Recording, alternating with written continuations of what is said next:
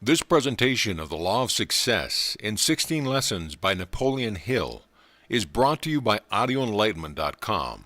Copyright 2011, all rights reserved. The Law of Success, Lesson 13, Cooperation. You can do it if you believe you can. Cooperation is the beginning of all organized effort, as was stated in the second lesson of this course.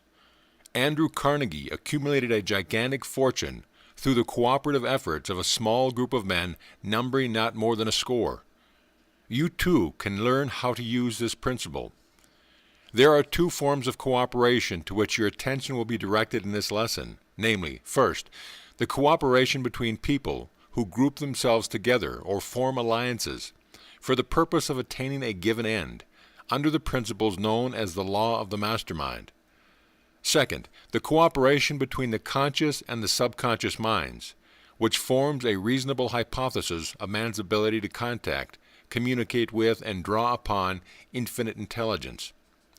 To one who has not given serious thought to this subject, the foregoing hypothesis may seem unreasonable, but follow the evidence of its soundness and study the facts upon which the hypothesis is based, and then draw your own conclusion. Let us begin with a brief review of the physical construction of the body. We know that the whole body is traversed by a network of nerves which serves as a channel of communication between the indwelling spiritual ego, which we call mind, and the functions of the external organism. This nervous system is dual. One system, known as the sympathetic, is the channel for all those activities which are not consciously directed by our volition, such as the operation of the digestive organs, the repair of the daily wear and tear of the tissues, and the like. The other system, known as the voluntary or cerebral spinal system, is the channel through which we receive conscious perception from the physical senses and exercise control over the movements of the body. This system has its center in the brain, while the other has its center in the ganglionic mass at the back of the stomach known as the solar plexus, and sometimes spoken of as the abdominal brain. The cerebrospinal system is a channel of our volitional or conscious mental action, and the sympathetic system is a channel of that mental action which unconsciously supports the vital functions of the body. Thus the cerebrospinal system is the organ of the conscious mind, and the sympathetic is that of the subconscious mind. But the interaction of conscious and subconscious minds requires a similar interaction between the corresponding systems of nerves, and one conspicuous connection by which this is provided is the vagus nerve. The nerve passes out of the cerebral region as a portion of the voluntary system, and through it we control the vocal organs. Then it passes onward to the thorax, sending out branches to the heart and lungs, and finally passing to the diaphragm. It loses the outer coating which distinguishes the nerves of the voluntary system, and becomes identified with those of the sympathetic system, so forming a connecting link between the two, and making the man physically a single entity. Similarly, different areas of the brain indicate their connection with the objective and subjective activities of the mind respectively, and speaking in a general way, we may assign the frontal portion of the brain to the former, and the posterior portion to the latter, while the intermediate portion partakes of the character of both. The intuitional faculty has its correspondence in the upper area of the brain, situated between the frontal and the posterior portions, and physiologically speaking, it is here the intuitive ideas find entrance. These at first are more or less unformed and generalized in character, but are nevertheless perceived by the conscious mind. Otherwise, we should not be aware of them at all. Then the effort of nature is to bring these ideas into more definite and usable shape, so the conscious mind lays hold of them and induces a corresponding vibratory current in the voluntary system of nerves.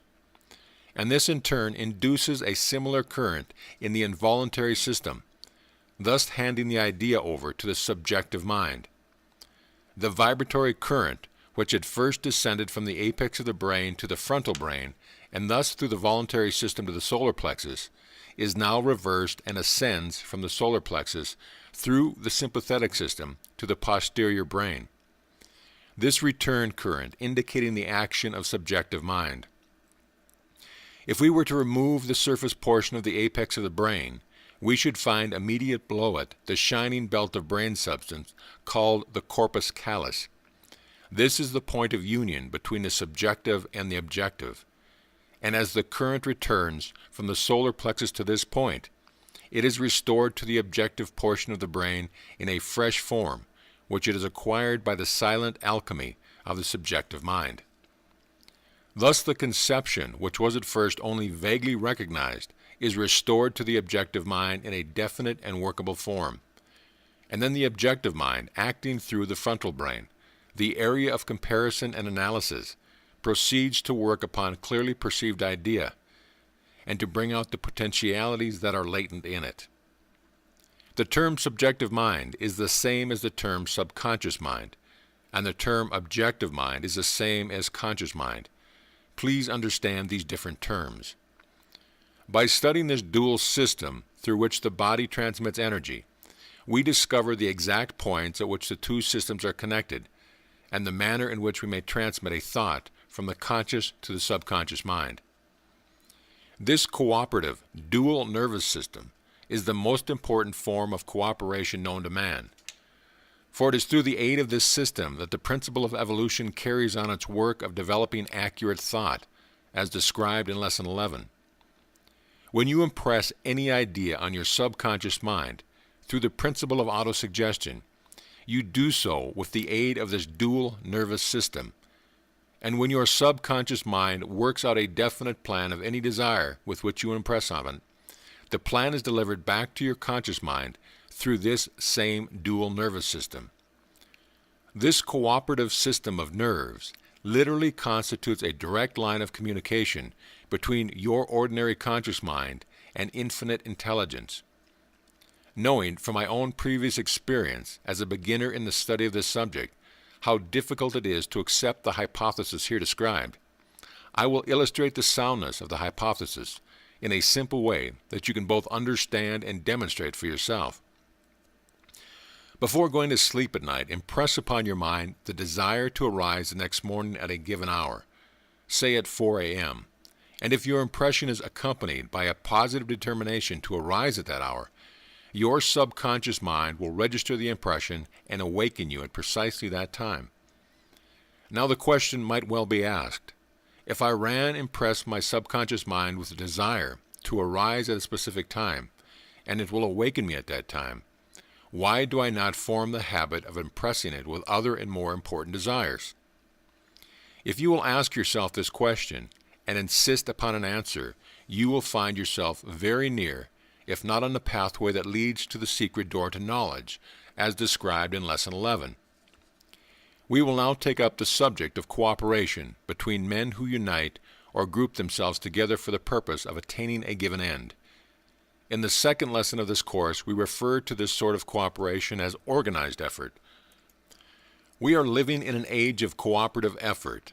Nearly all successful businesses are conducted under some form of cooperation. The same is true in the field of industry and finance, as well as in the professional field. Doctors and lawyers have their alliances for mutual aid and protection in the form of bar associations and medical associations. The bankers have both local and national associations for their mutual aid and advancement. The retail merchants have their associations for the same purpose. The automobile associations have groups themselves. The printers have their associations. The plumbers have theirs, and coal dealers have theirs also. Cooperation is the object of all of these associations. The laboring men have their unions, and those who supply the working capital and superintend the efforts of laboring men have their alliances under various names.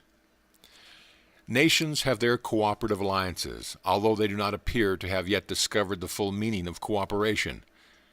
The attempt of the late President Wilson to perfect the League of Nations, followed by the efforts of the late President Harding to perfect the same idea under the name of the World Court, indicates the trend of the times in the direction of cooperation. It is slowly becoming obvious to man that those who most efficiently apply the principle of cooperative effort survive the longest, and that this principle applies from the lowest form of animal life to the highest form of human endeavor. Mr. Carnegie and Mr. Rockefeller and Mr. Ford have taught the businessman the value of cooperative effort. That is, they have taught all who cared to observe the principle through which they accumulated vast fortunes. Cooperation is the very foundation of all successful leadership. Henry Ford's most tangible asset is the well-organized agency force that he has established. This organization not only provides him with an outlet for all the automobiles he can manufacture, but of greater importance still, it provides him with financial power sufficient to meet any emergency that may arise, a fact which he has already demonstrated on at least one occasion. As a result of his understanding of the value of the cooperative principle, Ford has removed himself from the usual position of dependence upon financial institutions, and at the same time provided himself with more commercial power than he could possibly use.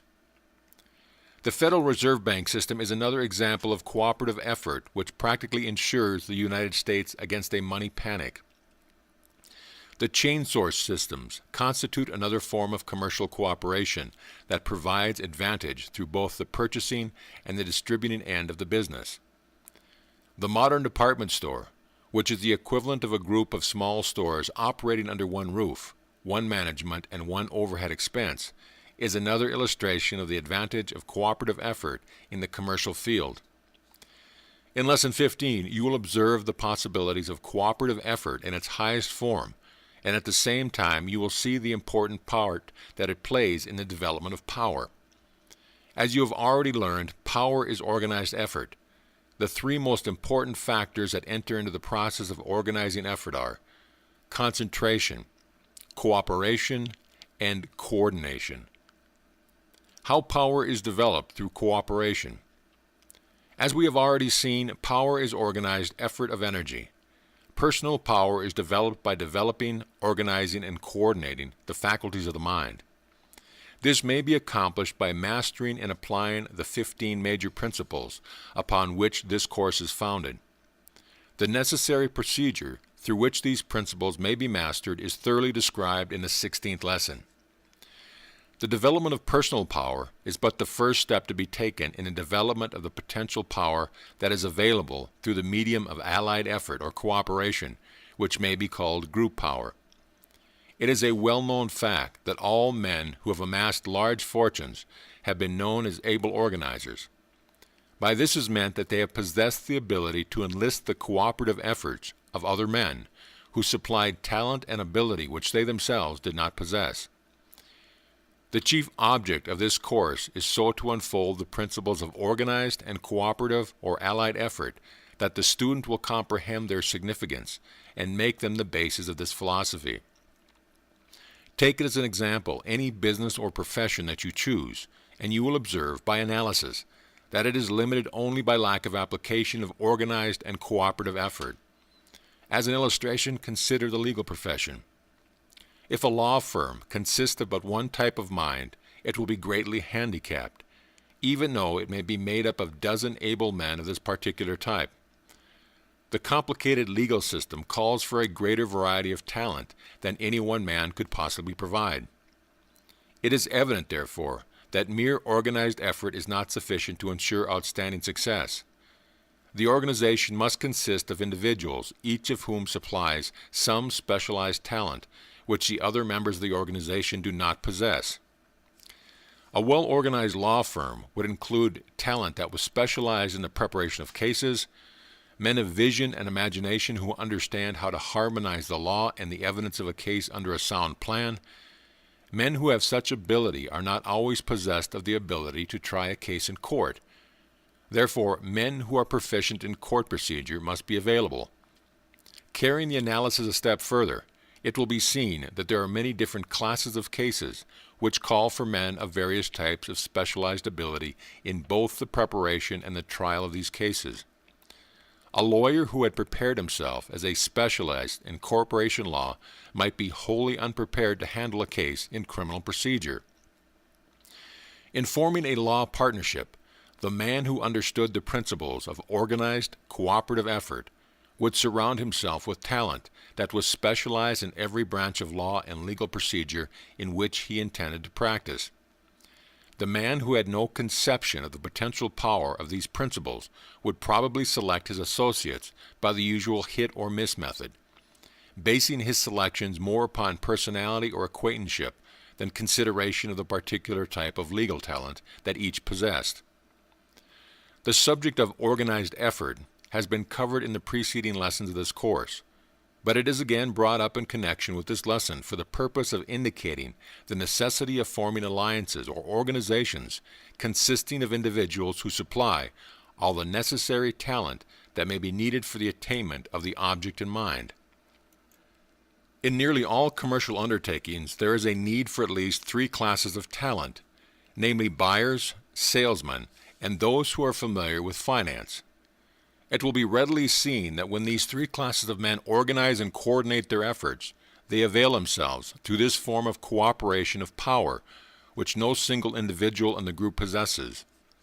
Many a business fails because of all the men back of it are salesmen, or financial men, or buyers. By nature, the most able salesmen are optimistic, enthusiastic, and emotional, while able financial men, as a rule, are unemotional, deliberate, and conservative. Both classes are essential to the success of a commercial enterprise, but either class will prove too much of a load for any business, without the modifying influence of the other class. It is generally conceded that James J. Hill was the most efficient railroad builder that America ever produced, but it is equally well known that he was not a civil engineer, nor a bridge builder, nor a locomotive engineer, nor a mechanical engineer, nor a chemist, although these highly specialized classes of talent are essential in railroad building. Mr. Hill understood the principles of organized effort and cooperation. Therefore, he surrounded himself with men who possessed all this necessary ability which he lacked. The modern department store is a splendid example of organized, cooperative effort. Each merchandising department is under the management of one who understands the purchasing and marketing of the goods carried in that specific department. Back of all these department managers is a general staff consisting of specialists in buying, selling, financing, and the management of units or groups of people. This form of organized effort places back of each department both buying and selling power, such as that department could not afford if it were separated from the group and had to be operated under its own overhead in a separate location. The United States of America is one of the richest and most powerful nations of the world. Upon analysis, it will be seen that this enormous power has grown out of the cooperative efforts of the states of the Union. It was for the purpose of saving this power that the immortal Lincoln made up his mind to erase the Mason-Dixon line. The savings of the Union was of far greater concern to him than was the freedom of the slaves of the South. Had this not been so, the present status of the United States as a power among the nations of the world would be far different from what it is. It was this same principle of cooperative effort that Woodrow Wilson had in mind when he created his plan for a League of Nations. He foresaw the need of such a plan as a medium for preventing war between nations, just as Lincoln foresaw it as a medium for harmonizing the efforts of the people of the United States, thereby preserving the Union. Thus it is seen that the principle of organized cooperative effort, through the aid of which the individual may develop personal power, is the self-same principle that must be employed in developing group power. Andrew Carnegie easily dominated the steel business during his active connection with the industry, for the reason that he took advantage of the principle of organized, cooperative effort by surrounding himself with highly specialized financial men, chemists, sales managers, buyers of raw materials, transportation experts, and others whose services were essential to that industry. He organized this group of cooperators into what he called a mastermind. Any great university affords an excellent example of the necessity of organized, cooperative effort. The professorate is made up of men and women of highly specialized, though vastly different ability. One department is provided over by experts in literature, another department by experts in mathematics, another in chemistry, another in economic philosophy, and another in medicine. The university as a whole is the equivalent of a group of colleges, each of which is directed by experts in its own line, whose efficiency is greatly increased through allied or cooperative effort that is directed by a single head. Analyze power, no matter where or in what form it may be found, and you will find organization and cooperation as the chief factors back of it. You will find these two principles in evidence in the lowest form of vegetation, no less than in the highest form of animal, which is man. Off of the coast of Norway is the most famous and irresistible maelstrom in the world. This great whirlpool of ceaseless motion has never been known to give up any victim who was caught in its circling embrace of foaming water. No less sure of destruction are those unfortunate souls who are caught in the great maelstrom of life, toward which all who do not understand the principle of organized, cooperative efforts are traveling. We are living in a world in which the law of the survival of the fittest is everywhere in evidence. Those who are fit are those who have power, and power is organized effort. Unfortunate is the person who either through ignorance or because of egotism imagines that he can sail this ship of life in the frail bark of independence.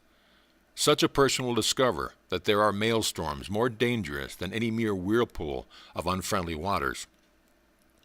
All natural laws and all nature's plans are based upon harmonious, cooperative effort, as all who have attained high places in the world have discovered. Wherever people are engaged in unfriendly combat, no matter what may be its nature or its cause, one may observe the nearness of one of these maelstorms that awaits the combatants. Success in life cannot be attained except through peaceful, harmonious, cooperative effort. Nor can success be attained single-handed or independently. Even though a man live as a hermit in the wilderness, far from all signs of civilization, he is, nevertheless, dependent upon forces outside of himself for an existence.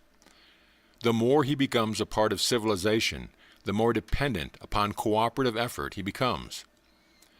Whether a man earns his livings by day's work or from the interest on the fortune he has amassed, will he earn with less opposition through friendly cooperation with others.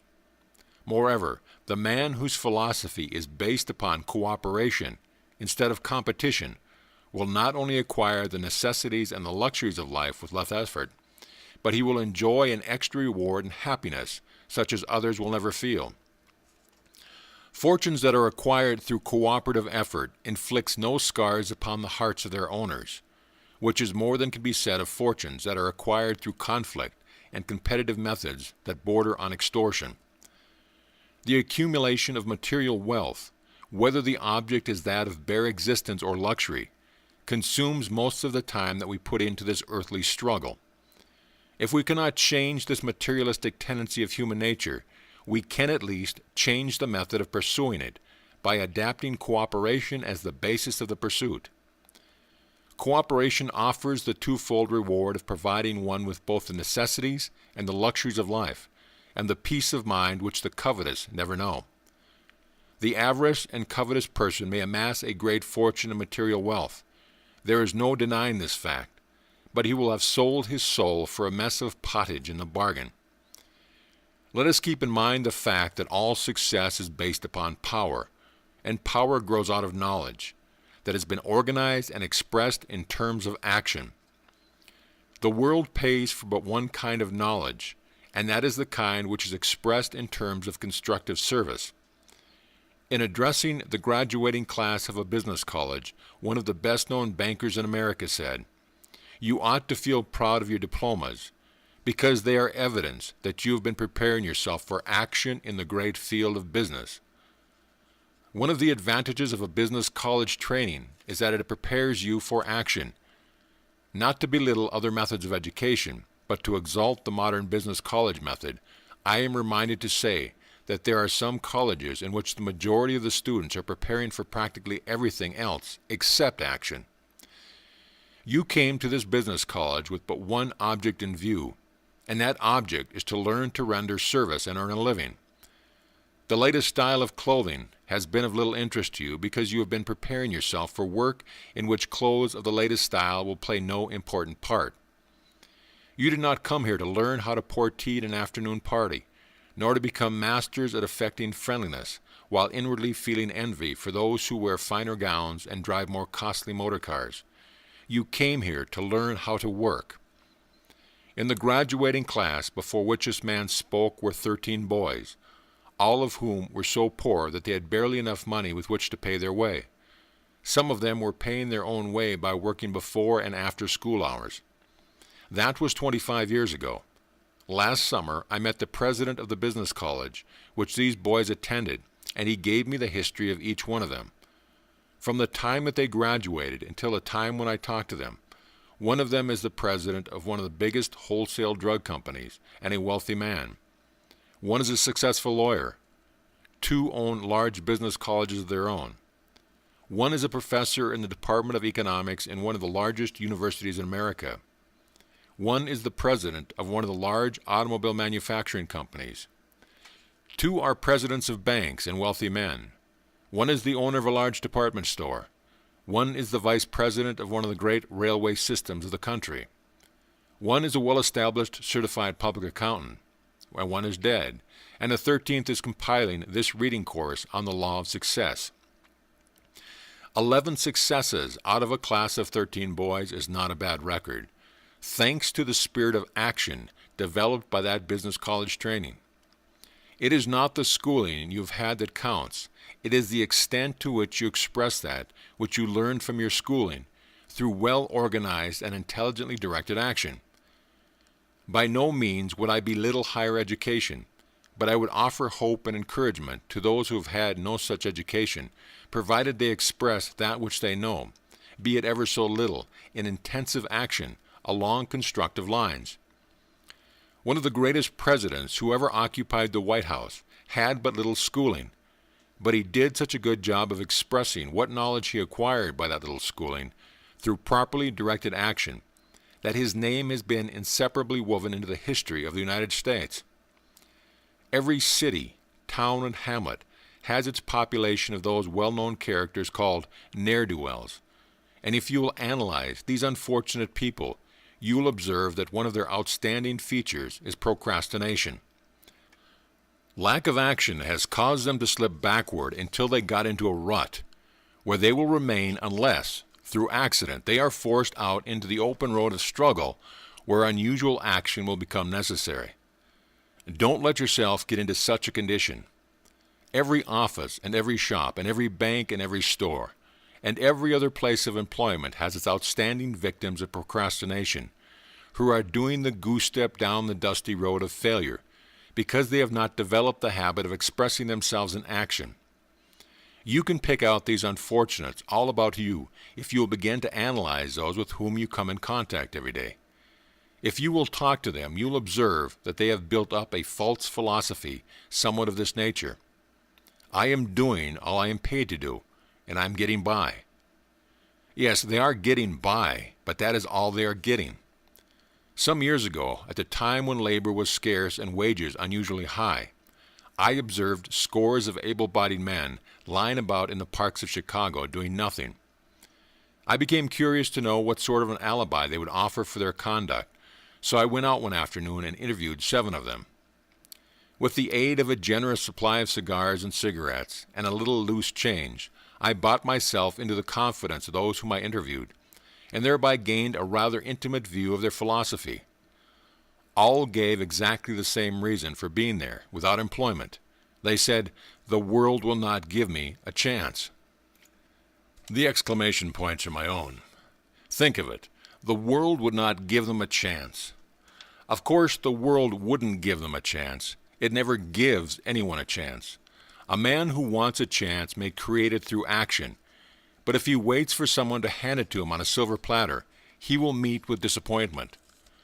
I fear that this excuse that the world does not give a man a chance is quite prevalent, and I strongly suspect that it is one of the commonest causes of poverty and failure.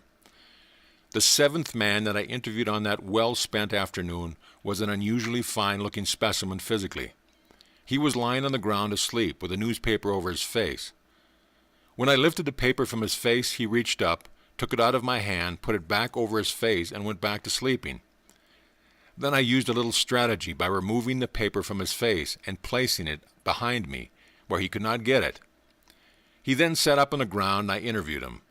That fellow was a graduate from two of the great universities of the East, with a master's degree from one and a Ph.D. from the other. His story was pathetic.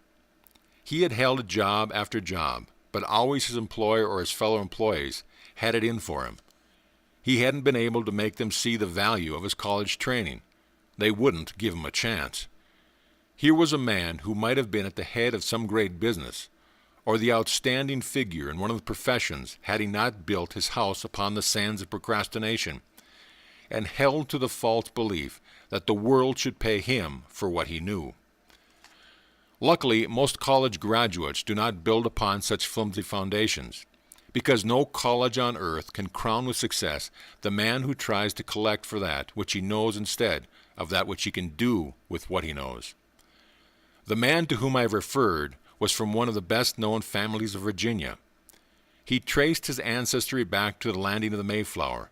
He threw back his shoulders, pounded himself on the breast with his fist, and said, "Just think of it, sir. I am the son of one of the first families of old Virginia." My observations led me to believe that being the son of the first family is not always fortunate for either the son or the family.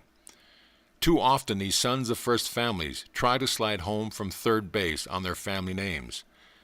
This may be only a peculiar notion of mine, but I have observed that the men and women who are doing the world's work have but little time and less inclination to brag about their ancestry. Not long ago I took a trip back to Southwest Virginia, where I was born. It was the first time I had been there in over 20 years. It was a sad sight to compare the sons of some of those who were known as first families 20 years ago, with the sons of those who were but plain men, who made it their business to express themselves in action of the most intensive nature. The comparison reflected no credit upon the first family boys. It was with no feeling of exultation that I expressed my gratitude for not having been brought into the world by parents who belonged to the first family class. That, of course, was not a matter of choice with me, and if it had been, perhaps, I too would have selected parents of the first family type. Not long ago I was invited to deliver an address in Boston, Massachusetts. After my work was finished, a reception committee volunteered to show me the sights of the city, including a trip to Cambridge, where we visited Harvard University. While there I observed many sons of first families, some of whom were equipped with Packards. 20 years ago, I would have felt proud to be a student at Harvard with a Packard car. But the illuminating effect of my more mature years has led me to the conclusion that had I had the privilege of going to Harvard, I might have done just as well without the aid of a Packard. I noticed some Harvard boys who had no Packards. They were working as waiters in the restaurant where I ate, and as far as I could see, they were missing nothing of value because they owned no Packards. Nor did they seem to be suffering by comparison with those who could boast of the ownership of parents of the first family type. All of which is no reflection upon Harvard University, one of the great universities of the world, nor upon the first families who send boys to Harvard. To the contrary, it is intended as a bit of encouragement to those unfortunates who, like myself, have but little and know but little, but express what little they know in terms of constructive, useful action. The psychology of inaction is one of the chief reasons why some towns and cities are drying with the dry rot. Take the city of X, for example. You will recognize the city by its description if you are familiar with this part of the country. Sunday blue laws have closed up all the restaurants on Sunday. Railroad trains must slow down to 12 miles an hour while passing through the city. Keep off the grass signs are prominently displayed in the parks. Unfavorable city ordinances of one sort or another have driven the best industries to other cities. On every hand one may see evidence of restraint. The people of the streets show signs of restraint in their faces and in their manner and in their walk. The mass psychology of the city is negative. The moment one gets off the train at the depot, this negative atmosphere becomes depressingly obvious and makes one want to take the next train out again. The place reminds one of a graveyard, and the people resemble walking ghosts. They register no signs of action. The bank statements of the banking institutions reflect this negative, inactive state of mind. The stores reflect it in their show windows and in the faces of their salespeople. I went into one of the stores to buy a pair of hose. A young woman with bobbed hair, who would have been a flapper if she hadn't been too lazy, threw out a box of hose on the counter. When I picked up the box, looked at the hose over, and registered a look of disapproval on my face, she languidly yawned. "They're the best you can get in this dump." Dump? She must have been a mind reader, for dump was the word that she was in my mind before she spoke. The store reminded me of a rubbish dump. The city reminded me of the same. I felt the stuff getting into my blood. The negative psychology of the people was actually reaching out and gathering me in. Maine is not the only state that is afflicted with a city such as that one.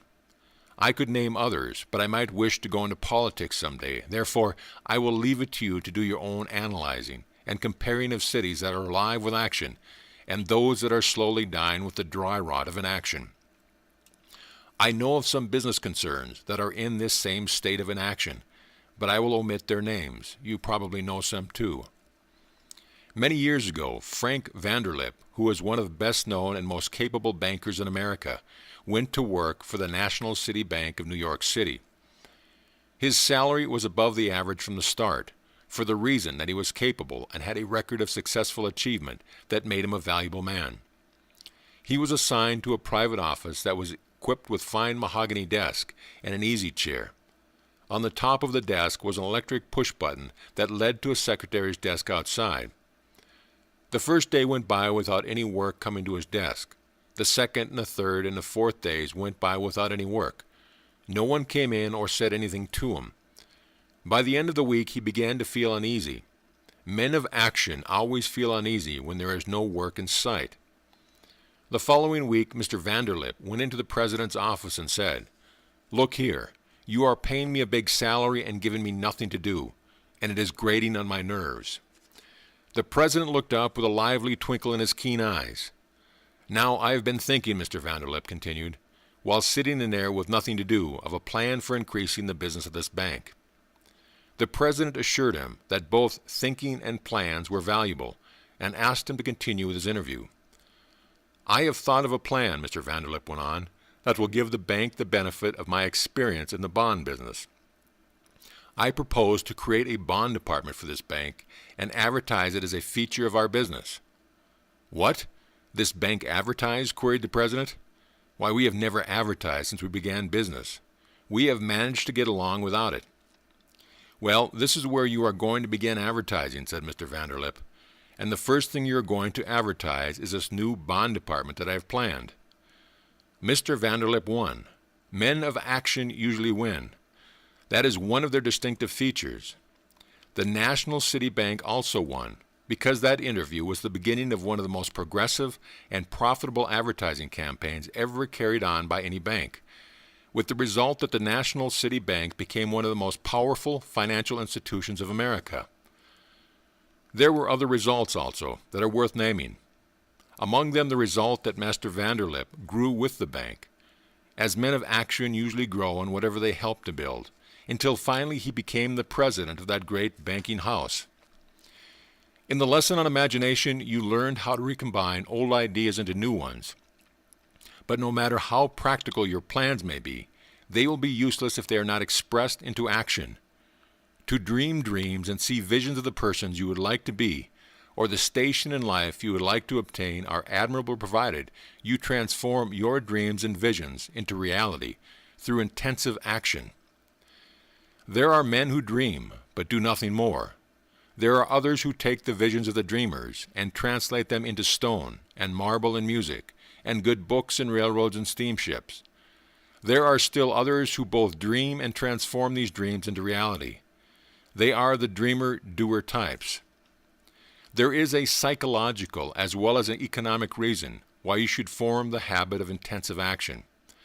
Your body is made up of billions of teeny cells that are highly sensitive and amenable to the influence of your mind. If your mind is of the lethargic, inactive type, the cells of your body become lazy and inactive also. Just as the stagnant water of an inactive pond becomes impure and unhealthful, so will the cells of an active body become diseased. Laziness is nothing but the influence of an inactive mind on the cells of the body. If you doubt this, the next time you feel lazy, take a Turkish bath and have yourself well rubbed down, thereby stimulating the cells of your body by artificial means, and see how quickly your laziness disappears. Or a better way than this, turn your mind towards some game of which you are fond, and notice how quickly the cells of your body will respond to your enthusiasm, and your lazy feeling will disappear. The cells of the body respond to the state of mind in exactly the same manner that the people of a city respond to the mass psychology that dominates that city. If a group of leaders engage in sufficient action to give a city the reputation of being a live wire city, this action influences all who live there. The same principle applies to the relationship between the mind and the body. An active, dynamic mind keeps the cells of which the physical portions of the body consist in a constant state of activity. The artificial conditions under which most inhabitants of our cities live have led to a physical condition known as auto-intoxication, which means self-poisoning through the inactive state of the intestines. Most headaches may be cured in an hour's time by simply cleansing the lower intestines with an enema. 8 glasses of water a day and a reasonable amount of physical action, popularly known as exercise, will take the place of an enema.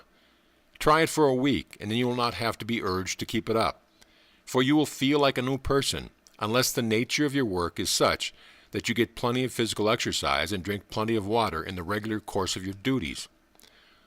On 2 pages of this book, enough sound advice could be recorded to keep the average person healthy and ready for action during 16 of the 24 hours of a day. But the advice would be so simple that most people would not follow it. The amount of work that I perform every day and still keep in good physical condition is a source of wonderment and mystery to those who know me intimately. Yet there is no mystery to it, and the system I follow does not cost a thing. Here it is, for your use if you would want it. First, I drink a cup of hot water when I first get up in the morning, before I have breakfast. Second, my breakfast consists of rolls made up of whole wheat and bran, breakfast cereal, fruit, soft-boiled egg once in a while, and coffee. For luncheon, I eat vegetables, almost any kind, whole wheat bread and a glass of buttermilk. Supper, a well-cooked steak once or twice a week, vegetables, especially lettuce and coffee. Third, I walk an average of 10 miles a day, 5 miles into the country and 5 miles back, using this period for meditation and thought. Perhaps the thinking is as valuable as a health builder as the walk. Fourth, I lie across a straight-bottomed chair, flat on my back, with most of my weight resting on the small of my back, with my head and arms relaxed completely, until they almost touch the floor.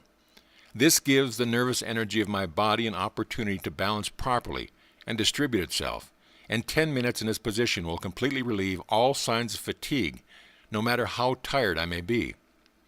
Fifth, I take an enema at least once every 10 days, and more often if I feel in need of it, using water that is a little below blood temperature with a tablespoon of salt in it, chest and knee position. Sixth, I take a hot shower bath, followed immediately by a cold shower every day, usually in the morning when I first get up. These simple things I do for myself. Mother Nature attends to everything else necessary for my health. I cannot lay too much stress upon the importance of keeping the intestines clean, for it is a well-known fact that the city dwellers of today are literally poisoning themselves to death by neglecting to cleanse their intestines with water. You should not wait until you are constipated to take an enema. When you get to that stage of constipation, you are practically ill, and immediate relief is absolutely essential. But if you will give yourself the proper attention regularly, just as you attend to keeping the outside of your body clean, you will never be bothered with the many troubles which constipation brings. For more than 15 years, no single week ever passed without my having a headache. Usually I administered a dose of aspirin and got temporary relief. I was suffering with auto-intoxication and did not know it for the reason that I was not constipated.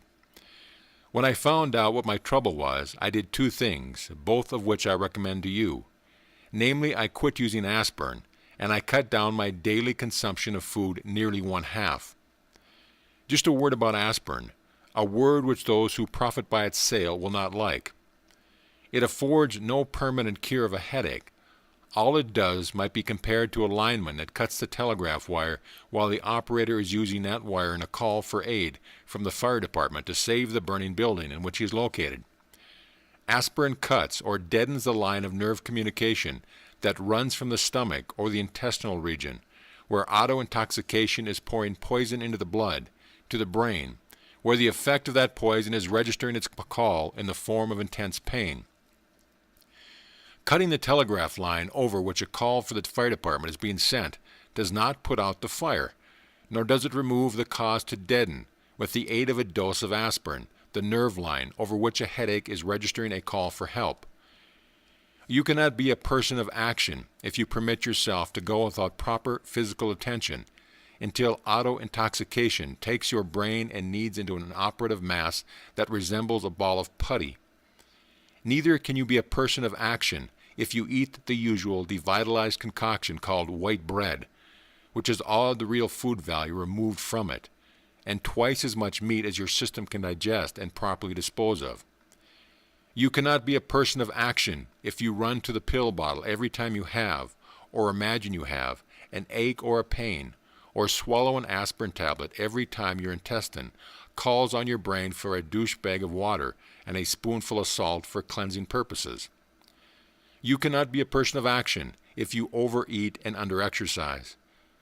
You cannot be a person of action if you read the patent medicine booklets and begin to imagine yourself ailing with the symptoms described by the clever advertisement writer who has reached your pocketbook through the power of suggestion.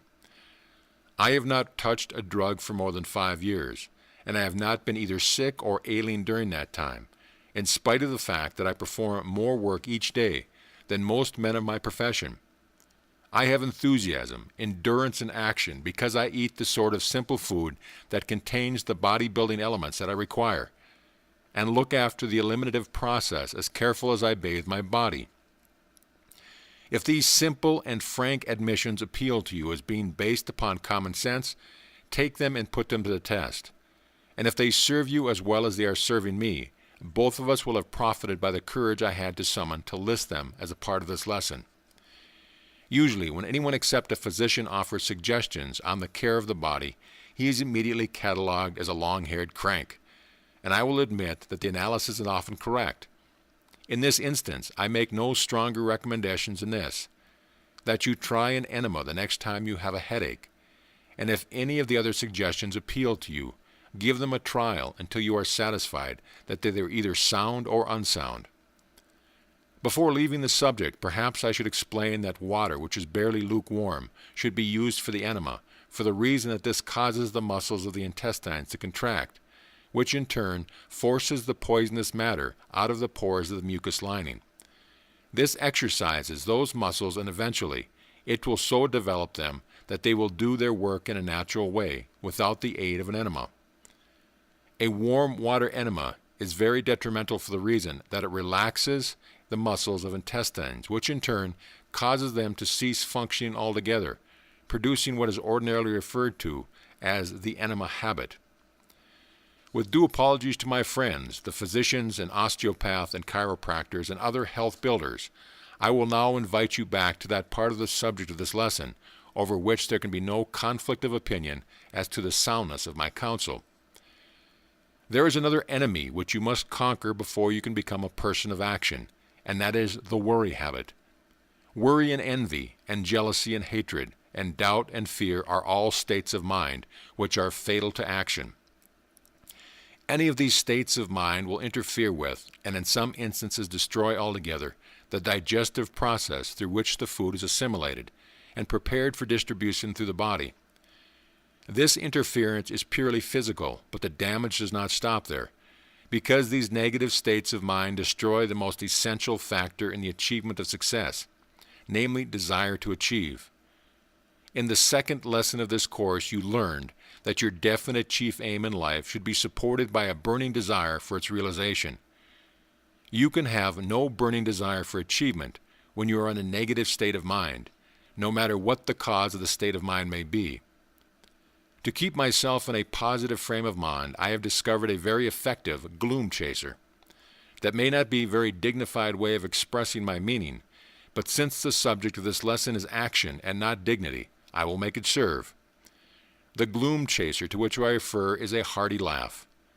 When I feel out of sorts or inclined to argue with somebody over something that is not worthy of discussion, I know that I need my gloom chaser, and I proceed to get away where I will not disturb anyone and have a good hearty laugh. If I find nothing really funny about which to laugh, I simply have a forced laugh. The effect is the same in both cases. 5 minutes of this sort of mental and physical exercise, for it is both, will stimulate action that is free from negative tendencies. Do not take my word for this. Try it. Not long ago, I heard a phonograph record entitled, as I recall it, The Laughing Fool, which should be available to all whose dignity forbids them to indulge in a hearty laugh for their health's sake. This record was all that its name implies.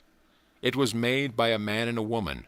The man was trying to play a cornet, and the woman was laughing at him. She laughed so effectively that she finally made the man laugh, and the suggestion was so pronounced that all who heard it usually joined in and had a good laugh, whether they felt like it or not. As a man thinketh in his heart, so is he. You cannot think fear and act courageously. You cannot think hatred and act in a kindly manner towards those with whom you associate. The dominating thoughts of your mind, meaning by this the strongest and deepest and most frequent of your thoughts, influence the physical action of your body. Every thought put into action by your brain reaches and influences every cell in your body. When you think fear, your mind telegraphs this thought down to the cells that form the muscles of your legs, and tells those muscles to get into action and carry you away as rapidly as you can. A man who is afraid runs away because his legs carry him, and they carry him because they fear thought in his mind instructed him to do so, even though the instructions were given unconsciously. In the first lesson of this course, you learned how thought travels from one mind to another, through the principle of telepathy.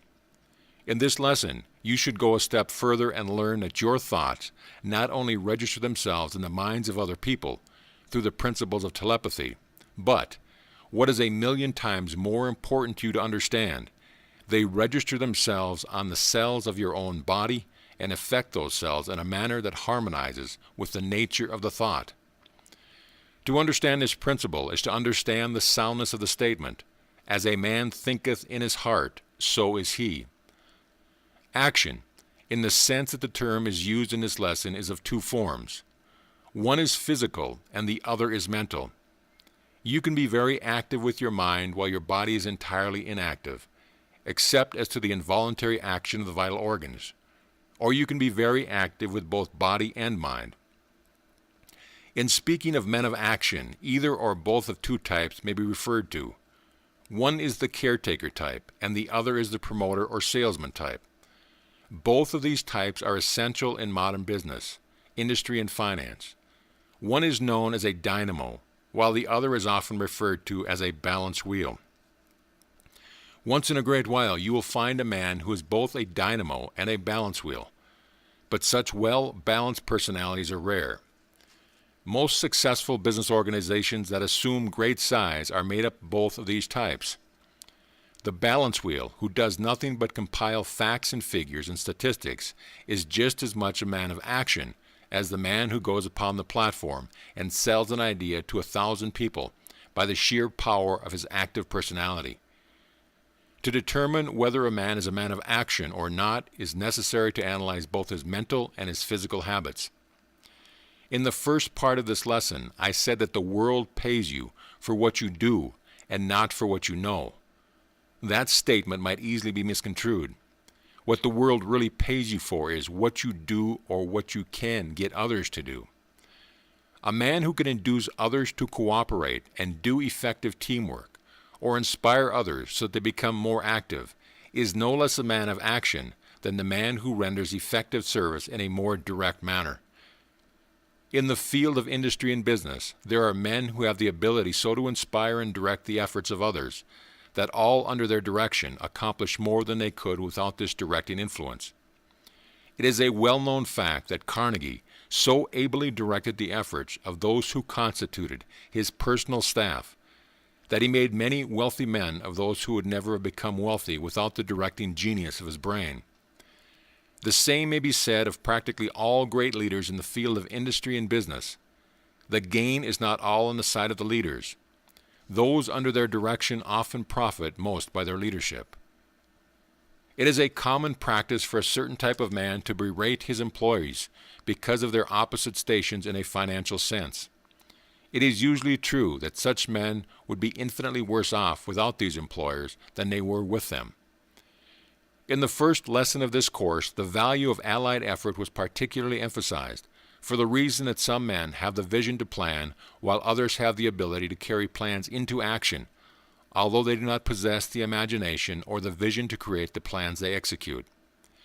It was his understanding of this principle of allied effort that enabled Andrew Carnegie to surround himself with a group of men that was made up of those who could plan and those who could execute. Carnegie had in his group of assistants some of the most efficient salesmen in the world, but if his entire staff had been made up of men who could do nothing but sell, he could never have accumulated the fortune that he did. If his entire staff had been made up of salesmen only, he would have had action in abundance, but action in the sense that it is used in this lesson must be intelligently guided. One of the best-known law firms in America is made up of two lawyers, one of whom never appears in court. He prepares the firm's cases for trial, and the other member of the firm goes to court and tries them. Both are men of intense action, but they express it in different ways. There can be as much action in preparation in most undertakings as in execution. In finding your own place in the world, you should analyze yourself and find out whether you are a dynamo or a balance wheel, and select a definite chief aim for yourself that harmonizes with your native ability. If you are in business with others, you should analyze them as well as yourself, and endeavor to see that each person takes the part for which his temperament and native ability best fit him. Stating it another way, people may be classified under two headings. One is the promoter, and the other is the caretaker. The promoter type makes an able salesman and organizer. The caretaker type makes an excellent conserver of assets after they have been accumulated. Place the caretaker type in charge of a set of books and he is happy, but place him on the outside selling and he is unhappy and will be a failure at his job. Place a promoter in charge of a set of books and he will be miserable. His nature demands more intense action. Action of the passive type will not satisfy his ambitions, and if he is kept at work which does not give him the action his nature demands, he will be a failure. It very frequently turns out that men who embezzle funds in their charge are of the promoter type, and they would not have yielded to temptation had their efforts been confined to the work for which they are best fitted. Give a man the sort of work that harmonizes with his nature, and the best there is in him will exert itself. One of the outstanding tragedies of the world is the fact that most people never engage in the work for which they are best fitted by nature. Too often the mistake is made in the selection of a life work, of engaging in the work which seems to be the most profitable from a monetary viewpoint, without consideration of native ability. If money alone brought success, this procedure would be all right, but success in its highest and noblest form calls for peace of mind, and enjoyment and happiness which comes only to men who have found the work that he likes best. The main purpose of this course is to help you analyze yourself and determine what your native ability best fits you to do. You should make this analysis by carefully studying the chart that accompanies the introductory lesson before you select your definite chief aim. We come now to the discussion of the principle through which action may be developed. To understand how to become active requires understanding of how not to procrastinate. These suggestions will give you the necessary instructions. First, form the habit of doing each day the most distasteful tasks first. This procedure will be difficult at first, but after you have formed the habit, you will take pride in pitching into the hardest and most undesirable part of your work first. Second, place this sign in front of you where you can see it on your daily work, and put a copy in your bedroom where it will greet you as you retire and when you arise. Do not tell them what you can do. Show them. Third, repeat the following words aloud, 12 times each night just before you go to sleep. Tomorrow I will do everything that should be done, when it should be done, and as it should be done. I will perform the most difficult tasks first, because this will destroy the habit of procrastination and develop the habit of action in its place. Fourth, carry out these instructions with faith in their soundness and with belief that they will develop action in body and in mind, sufficient to enable you to realize your definite chief aim. The outstanding feature of this course is the simplicity of the style in which it is written. All great fundamental truths are simple in final analysis, and whether one is delivering an address or writing a course of instruction, the purpose should be to convey impressions and statements of fact in the clearest and most concise manner possible. Before closing this lesson, permit me to go back to what was said about the value of a hearty laugh as a healthful stimulant to action, and add the statement that singing produces the same effect, and in some instances is far preferable to laughing. Billy Sunday is one of the most dynamic and active preachers in the world, yet it has been said that his sermons would lose much of their effectiveness if it were not for the psychological effect of his song services. It is a well-known fact that the German army was a winning army at the beginning, and long after the beginning of the World War, and it has been said that much of this was due to the fact that the German army was a singing army. They came the khaki-clad doughboys from America, and they too were singers. Back of their singing was an enduring faith in the cause for which they were singing. Soon the Germans began to quit singing, and as they did, so the tide of war began to turn against them. If church attendance had nothing else to recommend it except the psychological effect of the song service, that would be sufficient. For no one can join in the singing of a beautiful hymn without feeling better for it. For many years I have observed that I could write more effectively after having participated in a song service. Prove my statement to your own satisfaction by going to church next Sunday and participating in the song service with all the enthusiasm at your command. During the war, I helped devise ways and means of speeding production in industrial plants that were engaged in manufacturing war supplies.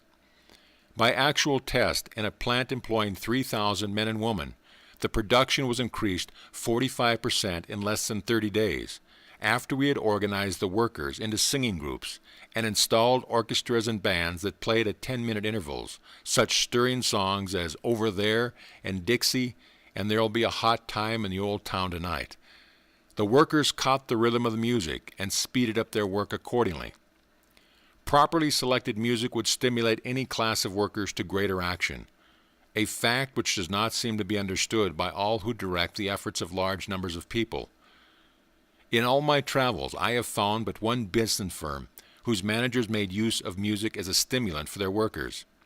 This was the Filene Department Store in Boston, Massachusetts. During the summer months, the store provides an orchestra that plays the latest dance music for half an hour before opening time, in the morning. The salespeople use the aisles of the store for dancing, and by the time the doors are thrown open, they are in an active state of mind and body that carries them through the entire day. Incidentally, I have never seen more courteous or efficient salespeople than those employed by the Filene store. One of the department managers told me that every person in his department performed more service and with less real effort as a result of the morning music program. A singing army is a winning army, whether on the field of battle, in warfare, or beyond the counters in a department store. There is a book entitled Singing Through Life with God by George Wharton James, which I recommend to all who are interested in the psychology of song. If I were the manager of an industrial plant in which the work was heavy and monotonous, I would install some sort of musical program that would supply every worker with music. On Lower Broadway in New York, an ingenious Greek has discovered how to entertain his customers and at the same time speed up the work of his helpers by the use of a phonograph. Every boy in the place keeps time with the music as he draws the cloth across the shoes, and seems to get considerable fun out of his work in doing so. To speed up the work, the proprietor has but to speed up the phonograph. Any form of group effort, where two or more people form a cooperative alliance for the purpose of accomplishing a definite purpose becomes more powerful than mere individual effort. A football team may win consistently and continuously by well-coordinated teamwork, even though the members of the team may be unfriendly and out of harmony in many ways outside of their actual work on the ball ground. A group of men composing a board of directors may disagree with one another. They may be unfriendly and in no way in sympathy with one another, and still carry on a business which appears to be very successful. A man and his wife may live together, accumulate a fair-sized or even a great fortune, rear and educate a family, without the bond of harmony, which is essential for the development of a mastermind.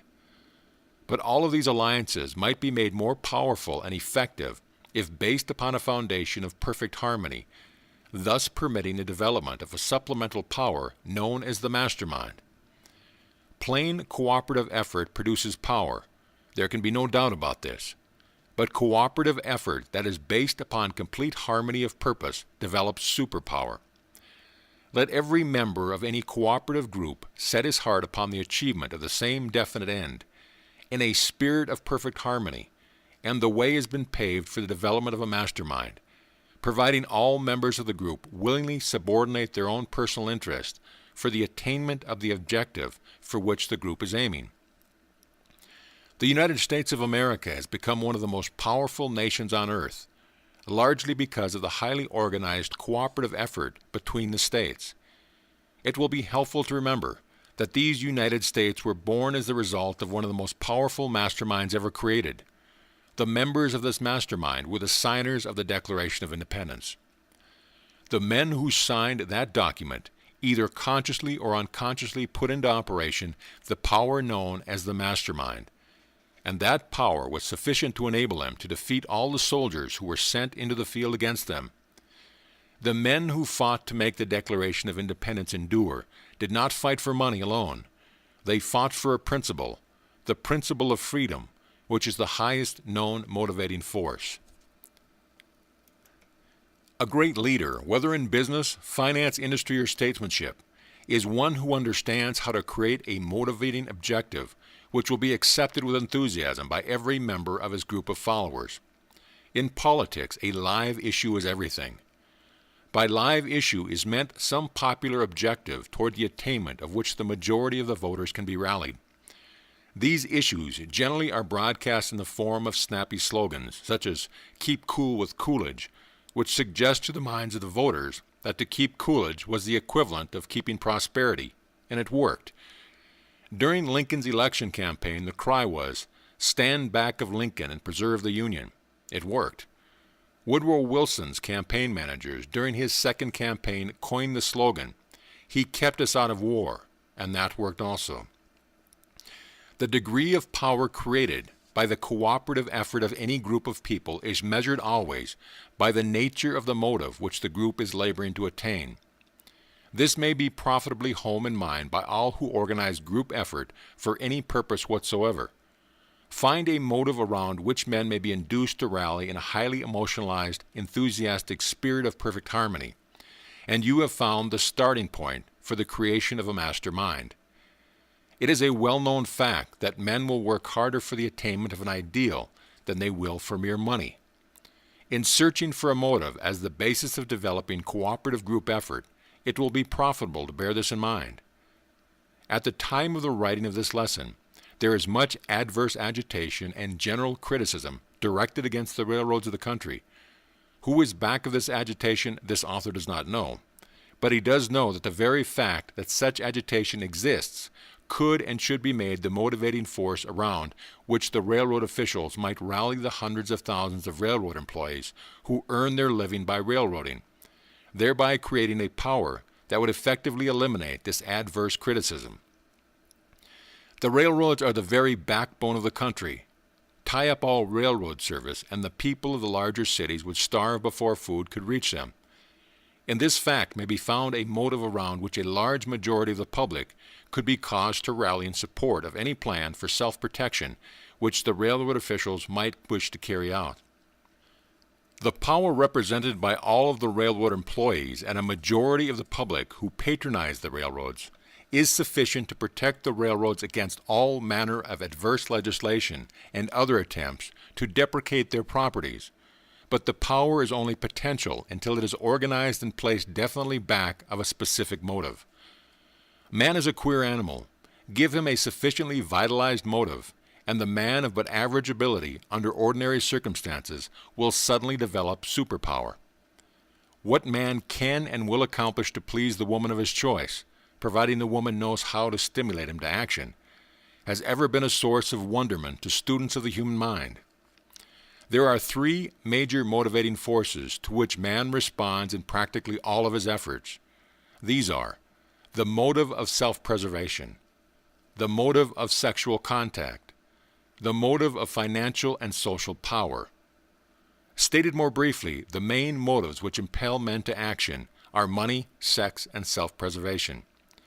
Leaders who are seeking a motivating force out of which to secure action from a following may find it under one or more of these three classifications. As you have observed, this lesson is very closely related to the introductory lesson and lesson 2, which cover the law of the mastermind. It is possible for groups to function cooperatively without thereby creating a mastermind, as for example where people cooperate merely out of necessity, without the spirit of harmony as the basis of their effort. This sort of cooperation may produce considerable power, but nothing to compare with that which is possible when every person in an alliance subordinates his or her own individual interest and coordinates his or her efforts with those of all other members of the alliance in perfect harmony. The extent to which people may be induced to cooperate in harmony depends upon the motivating force which impels them to action. Perfect harmony, such as is essential for creating a mastermind, can be obtained only when the motivating force of a group is sufficient to cause each member of the group completely to forget his or her own personal interests and work for the good of the group or for the sake of attaining some idealistic, charitable, or philanthropic objective. The three major motivating forces of mankind have been here stated for the guidance of the leader who wishes to create plans for securing cooperation from followers who will throw themselves into the carrying out of his plans in a spirit of unselfishness and perfect harmony. Men will not rally to the support of a leader in such a spirit of harmony unless the motive that impels them to do so is one that will induce them to lay aside all thoughts of themselves. We do well that which we love to do, and fortunate is a leader who has the good judgment to bear this fact in mind, and so lay his plans that all his followers are assigned parts that harmonize with this law. The leader who gets all there is to be had from his followers does so because he has set up in the mind of each a sufficiently strong motive to get each to subordinate his own interest and work in a perfect spirit of harmony with all other members of the group. Regardless of who you are and what your definite chief aim may be, if you plan to attain the object of your chief aim through the cooperative efforts of others, you must set up in the minds of those whose cooperation you seek a motive strong enough to ensure their full, undivided, unselfish cooperation, for you will then be placing back of your plans the power of the law of the mastermind. You are now ready to take up Lesson 14, which will teach you how to make working capital out of all mistakes, errors, and failures which you have experienced, and also how to profit by the mistakes and failures of others. The president of one of the great railway systems of the United States said, after reading the next lesson, that this lesson carries a suggestion which, if heeded and understood, will enable any person to become a master in his chosen life work. For reasons which will be plain after you have read the next lesson, it is the author's favorite lesson of this course. Your Standing Army, and after the lesson visit with the author. Power comes from organized effort. You see in the above picture the forces which enter into all organized effort. Master these 15 forces and you will have whatever you want in life. Others will be helpless to defeat your plans. Make these 15 forces your own and you will be an accurate thinker. In the picture at the top of this page you see the most powerful army on earth. Observe the emphasis on the word powerful. This army is standing at attention, ready to do the bidding of any person who will command it. It is your army if you will take charge of it. This army will give you power sufficient to mow down all opposition with which you meet. Study the picture carefully, then take inventory of yourself and find out how many of these soldiers you need. If you are a normal person, you long for material success. Success and power are always found together. You cannot be sure of success unless you have power. You cannot have power unless you develop it through 15 essential qualities. Each of these 15 qualities may be likened to the commanding officer of a regiment of soldiers. Develop these qualities in your own mind, and you will have power. The most important of the 15 commanding officers in his army is definite purpose. Without the aid of a definite purpose, the remainder of the army would be useless to you. Find out as early in life as possible what your major purpose in life shall be. Until you do this, you are nothing but a drifter, subject to control by every stray wind of circumstance that blows in your direction. Millions of people go through life without knowing what it is they want. All have a purpose, but only 2 out of every 100 have a definite purpose. Before you decide whether your purpose is definite or not, look up the meaning of the word in the dictionary. Nothing is impossible to the person who knows what it is he wants and makes up his mind to acquire it. Columbus had a definite purpose, and it became a reality. Lincoln's major definite purpose was to free the black slaves of the South, and he turned that purpose into reality. Roosevelt's major purpose during his first term of office was to build the Panama Canal. He lived to see that purpose realized. Henry Ford's definite purpose was to build the best popular-priced automobile on earth. That purpose, backed persistently, has made him the most powerful man on earth. Burbank's definite purpose was to improve plant life. Already that purpose was made possible, the raising of enough food on 10 square miles of land to feed the entire world. 20 years ago, Edwin C. Barnes formed a definite purpose in his mind. That purpose was to become the business partner of Thomas Edison. At the time his purpose was chosen, Mr. Barnes had no qualification entitling him to a partnership with the world's greatest inventor. Despite his handicap, he became the partner of the great Edison. 5 years ago, he retired from active business with more money than he needs or can use, wealth that he accumulated in partnership with Edison. Nothing is impossible to the man with a definite purpose. Opportunity, capital, cooperation from other men, and all essentials for success gravitate to the man who knows what he wants. Vitalize your mind with a definite purpose, and immediately your mind becomes a magnet which attracts everything that harmonizes with that purpose. James J. Hill, the great railroad builder, was a poorly paid telegraph operator. Moreover, he had reached the age of 40 and was still ticking away at the telegraph key without any outward appearance of success. Then something of importance happened, of importance to Hill and to the people of the United States. He formed the definite purpose of building a railroad across the great waste desert of the West. Without reputation, without capital, without encouragement from others, James J. Hill got the capital and built the greatest of all the railroad systems of the United States. Woolworth was a poorly paid clerk in a general store.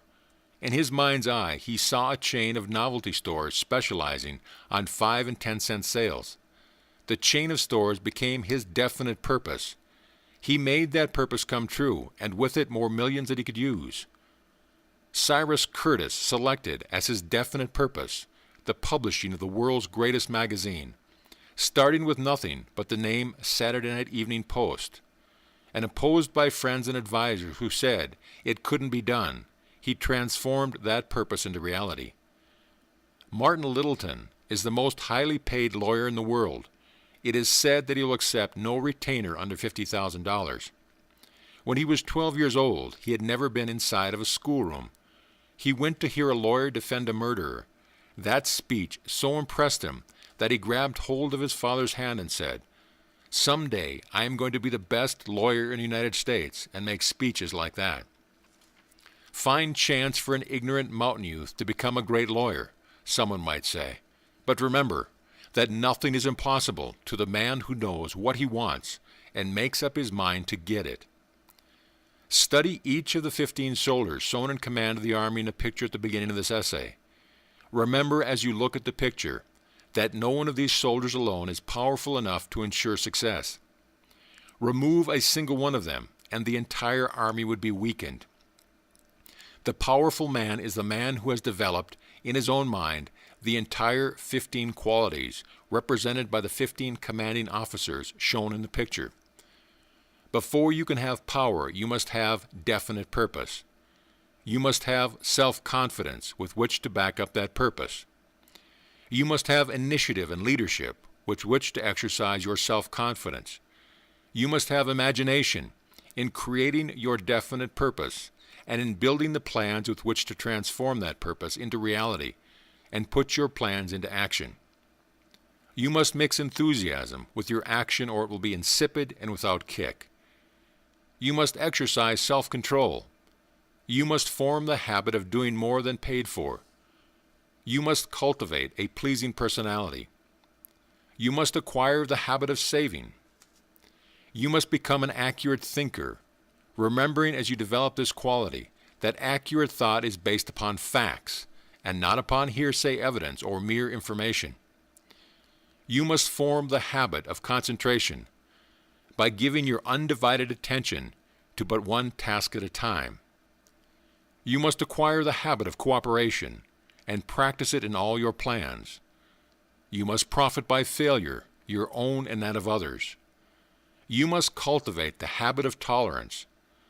Last, but by no means the least important, you must make the golden rule the foundation of all you do that affects other people. Keep this picture where you can see it each day, and one by one, call these 15 soldiers out online and study them. Make sure that the counterpart of each is developed in your own mind. All efficient armies are well disciplined. The army which you are building in your own mind must also be disciplined. It must obey your command at every step. When you call out of the line the 13th soldier failure, remember that nothing will go as far toward developing discipline as will failure and temporary defeat. While you are comparing yourself with this soldier, determine whether or not you have been profiting by your own failures and temporary defeat. Failure comes to all at one time or another. Make sure when it comes to you that you will learn something of value from its visit. Make sure also that it would not visit you if there was not room for it in your makeup. To make progress in this world, you must rely solely upon the forces within your own mind for your start. After this start has been made, you may turn to others for aid, but the first step must be taken without outside aid. After you have made this start, it will surprise you to observe how many willing people you will encounter who will volunteer to assist you. Success is made up of many facts and factors, chiefly of the 15 qualities presented by these 15 soldiers. To enjoy a well-balanced and rounded-out success, one must appropriate as much or as little of each of these 15 qualities as may be missing in one's own inherited ability.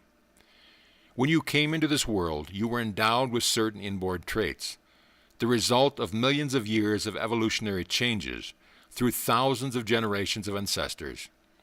Added to these inborn traits, you acquired many other qualities, according to the nature of your environment and the teaching you received during your early childhood. You are the sum total of that which was born in you and that which you have picked up from your experience, what you have thought and what you have been taught since birth. Through the law of chance, 1 in a million people will receive, through inborn heredity and from knowledge acquired after the birth, all of the 15 qualities named in the picture above. All who are not fortunate enough to have thus acquired the essentials for success must develop them within themselves. The first step in this development process is to realize what qualities are missing in your naturally acquired development.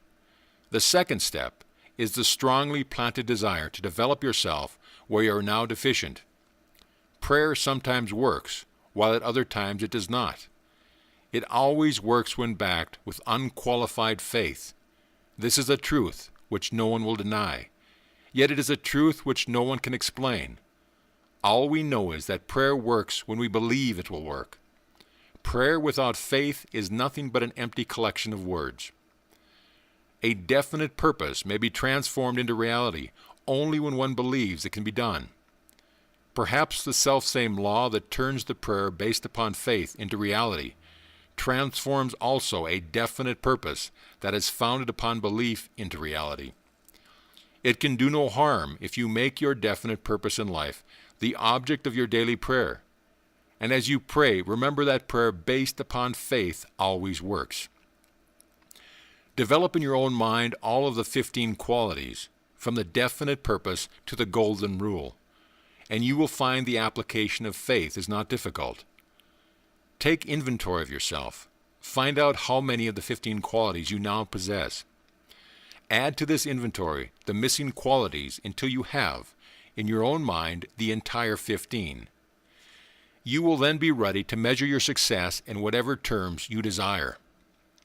The qualities represented by the 15 soldiers shown in this picture are the brick and the mortar and the building material with which you must build your temple of success. Master these 15 qualities, and you may play a perfect symphony of success in any undertaking, just as one who has mastered the fundamentals of music may place any piece at sight. Make these 15 qualities your own, and you will be an educated person, because you will have the power to get whatever you want in life without violating the rights of others. All worlds are man's to conquer and to rule. This is the glory of his life. But this its iron law, first must be school, himself here gins and ends all strife. End of lesson.